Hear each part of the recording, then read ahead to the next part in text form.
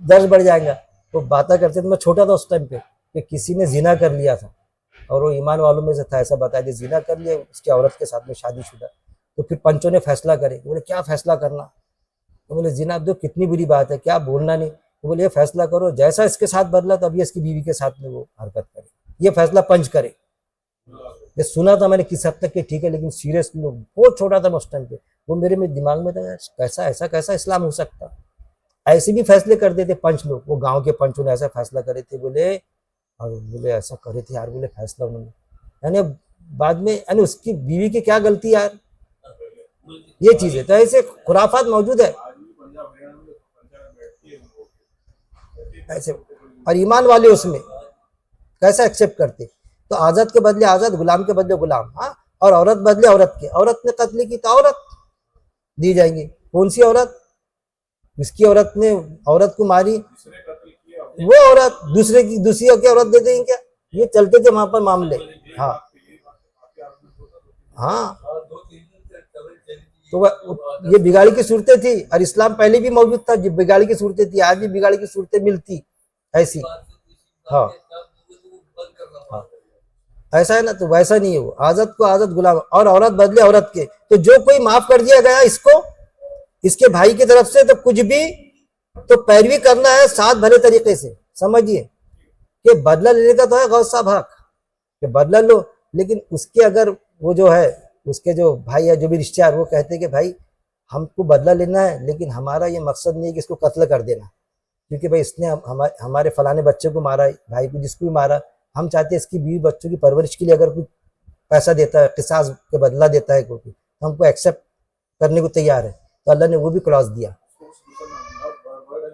है ना, वो भले तरीके से उसको किसास आगे आएगा, किसास का बदला, किसास वो किसास है कि भाई खून भाई की रकम, ऐसा आता, खून भाई की रकम दे देते।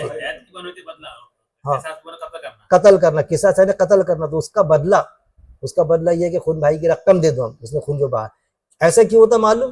कि वो भाई मेरे से गलती होगी, नहीं हमको तो बदला होना, बदले का तो अगर मेरे से गलती होगी, नहीं यार माफी मांग रहा, बदली होगी, नहीं हमको होना, तो फिर सॉफ्ट करना कि भाई तू रकम दे दे। लेकिन वो बोला नहीं मैंने जो करा बराबर करा, अपने पैसे दे देना, तूने बराबर करा ना, चलो हम तो कत्ल टाल तेरे कसास लेंगे हम, ऐसी रहेगा ना, टिट फॉर टैट, ठसन भी करेगा और पैसे देके बराबर, तो नहीं कंप्रोमाइज करेंगे, उसके ऊपर है, हम फोर्स नहीं डालेंगे भाई कंप्रोमाइज कर लेना, भाई वो पैसे दे रहा ना तेरे, अरे नहीं लेना मेरे को बाल बच्चों के लिए। ये पिक्चर मैंने देखा था, और दुश्मन पिक्चर आपने भी देखे होंगे बचपन में, वो एक्सीडेंट हो जाता, ये है मकबूल के जो रिश्तेदार है, हाँ उनको हक है, अगर बदला में पैसा लेना चाहे तो ले सकते हैं, वरना कातिल करना ही है। हाँ, वो ठसन की बात करेंगे कि मैंने बराबर मारा, तो क्यों लेंगे पैसा? हो सॉफ्ट कॉर्नर रहेगा तो लेगा ना इंसान, खुददारी भी तो होती है ना, ईमान वाले में तो उतनी होना चाहिए।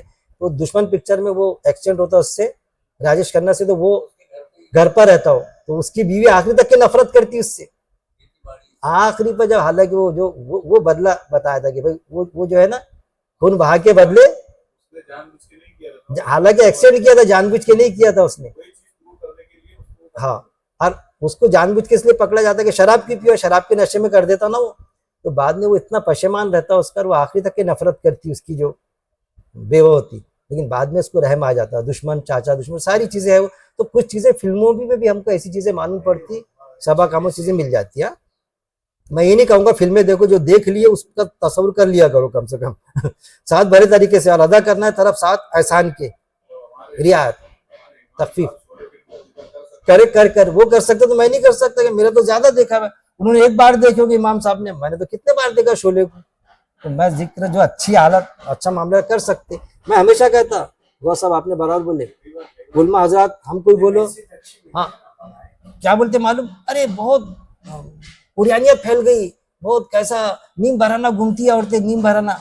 तो मेरा कहने का मतलब आता है, देखने को दिल देखा तब बयान कर रहा ना, तू एक बार तो देखा ना, लेकिन टकटकी तभी तो बयान कर रहा, बिगाड़ की सूरत तभी तो बयान कर रहा ना। और हमने बयान करे, अरे फिल्मों की बात करते, हमने करते फिल्मों की बात कर रहे, तो ये बयान करने में कोई है नहीं, जो दिखता ना जमाने में तो बयान करो, ताकि वो तस्वीरें गलत हो करके सही सही गलत गलत साबित हो, साथ भले तरीके से। और अदा करना है, देखिए, तो पैरवी करना है साथ भले तरीके से, और अदा करना है तलब इसके साथ एहसान के, तखफीफ रियायत है, तो वो रियायत है, तखफीफ है उसमें कि भाई खून बहा रकम दे दे तुम्हारे रब की तरफ से, अल्लाह ने यह कायदा मुकर्रर किया। और रहमत है, जो कोई ज्यादती करे बाद इसके तो इसके लिए अजाब है दर्दनाक। वो माफी मांग रहा, मेरे से गलती हो गई ना आपा, अरे मेरे को माफ कर देना आपा, मैं बदला देता रहा तेरे बाल बच्चों का, नहीं नहीं हम तो तेरे को, तो वैसा नहीं, रहम खा लो उस पर। लेकिन अगर वो बोलता कि नहीं हम बदला दे रहे ना,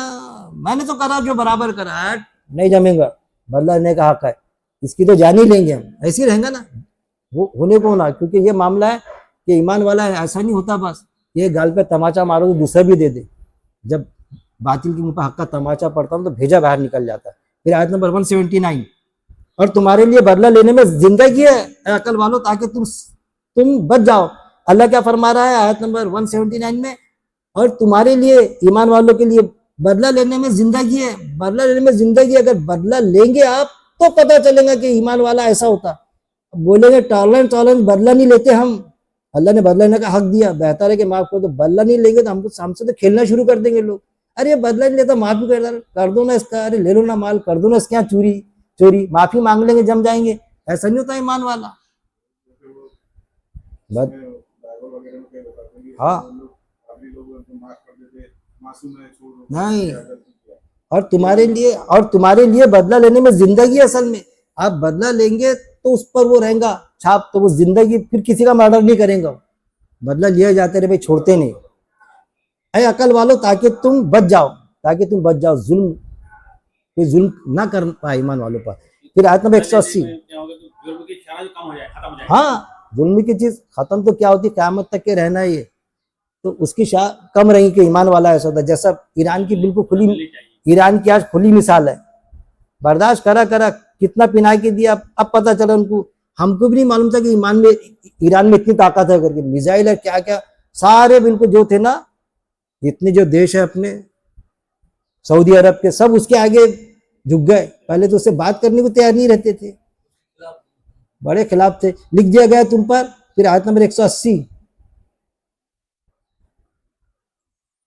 12 बज गया, हाँ, लिख दिया गया तुम पर जब आ जाए तुम में से किसी एक को मौत, अगर वो छोड़ जाए माल को वसीयत करना वालिदैन के लिए, क़राबतदारों के लिए भले तरीके से, ये हक है ऊपर मुत्तकी लोगों के लिए। फिर अल्लाह फरमा रहा है कि लिख दिया गया तुम पर जब आ जाए तुम में से किसी एक को मौत, कि किसी को मौत आ जाए।